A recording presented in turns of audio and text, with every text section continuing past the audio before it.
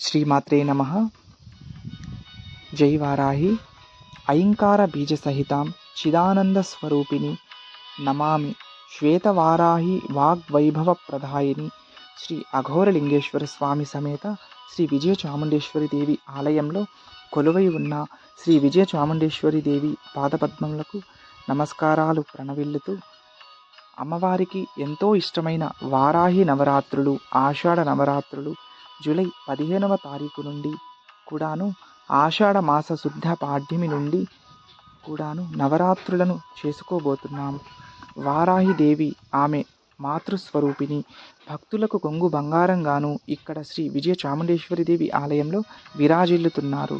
గత 300 సంవత్సరాల చరిత్ర కలిగినటువంటి శ్రీ తోపుగంగమ్మ ఆలయంలో మన వారాహిదేవి దర్శనం ఇవ్వబోతున్నారు.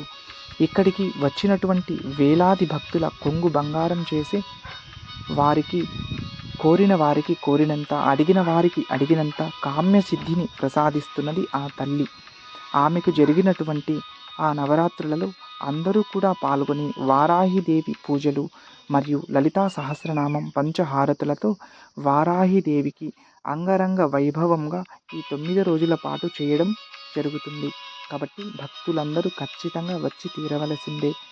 వారాహిదేవి అంటే పేరులోనే చూడండి, వరాలను అనుగ్రహించే దేవత. తన పేరులోనే వరమనే శబ్దాన్ని కలిగినటువంటి దేవత. ఆ దేవి నామస్మరణ చేస్తే చాలు, అమ్మ చాలా త్వరగా వరములను ప్రసాదిస్తుంది.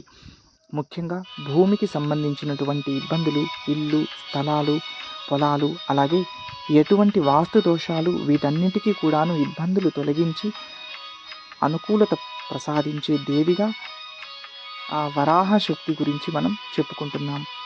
అటువంటి మహాశక్తి, మూలశక్తి అయినటువంటి వారాహిదేవి, ఆమెకి సంబంధించినటువంటి ఈ నవరాత్రులు ఎంతో ప్రత్యేకమైనటువంటి 9 రోజుల పాటు కూడా అమ్మవారి శక్తి మరింతగా భాసిస్తూ ఈ భూమి మీద అమ్మవారి యొక్క కరుణ వల్ల, అనుగ్రహ తరంగాల వల్ల భక్తులకు మరింత తొందరగా దేవి అనుగ్రహం అనేది చేరుతుంది.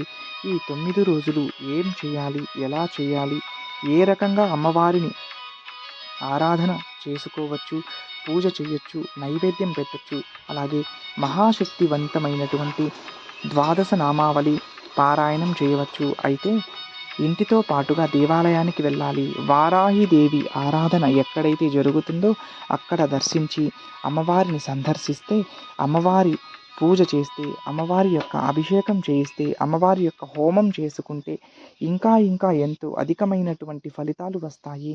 ఇటువంటి ఇంటి కంటే, దేవాలయానికంటే కూడా వారాహిదేవి వేయించేసి ఉన్నారు కనుక అందరూ కూడా విచ్చేసి వారాహిదేవి అనుగ్రహాన్ని పొందగలరు. అయితే ఈ సంవత్సరం మనకు వారాహి నవరాత్రులు జూలై 15వ తారీఖు నుండి, అంటే పాడ్యమి నుండి నవమి 23వ తారీఖు వరకు వచ్చాయి. అలాగే ఈ ఆషాఢ మాసంలో వచ్చే 9 రోజులు విశేషమైనవిగా చెప్పవచ్చు. అందులో జూలై 19 పంచమి ఆదివారంతో కూడుకున్నటువంటి పంచమి అమ్మవారికి అత్యంత ప్రీతికరం. ఆ రోజున కందదీపం వెలిగించి అమ్మవారికి సమర్పణ చేస్తే కుటుంబ శ్రేయస్సు, ఐశ్వర్యం కలుగుతుందని ప్రగాఢ నమ్మకం. అలాగే అష్టమి తిథి జూలై 22 అష్టమి బుధవారం అయినందున శ్రీ వరాహి అమ్మవారికి కందదీపం వెలిగించటం అత్యంత శుభప్రదం.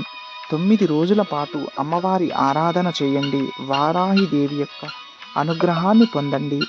దానితో పాటు ఇక్కడికి వచ్చి అమ్మవారిని దర్శించి తరించండి. జై వారాహి. జై వారాహి.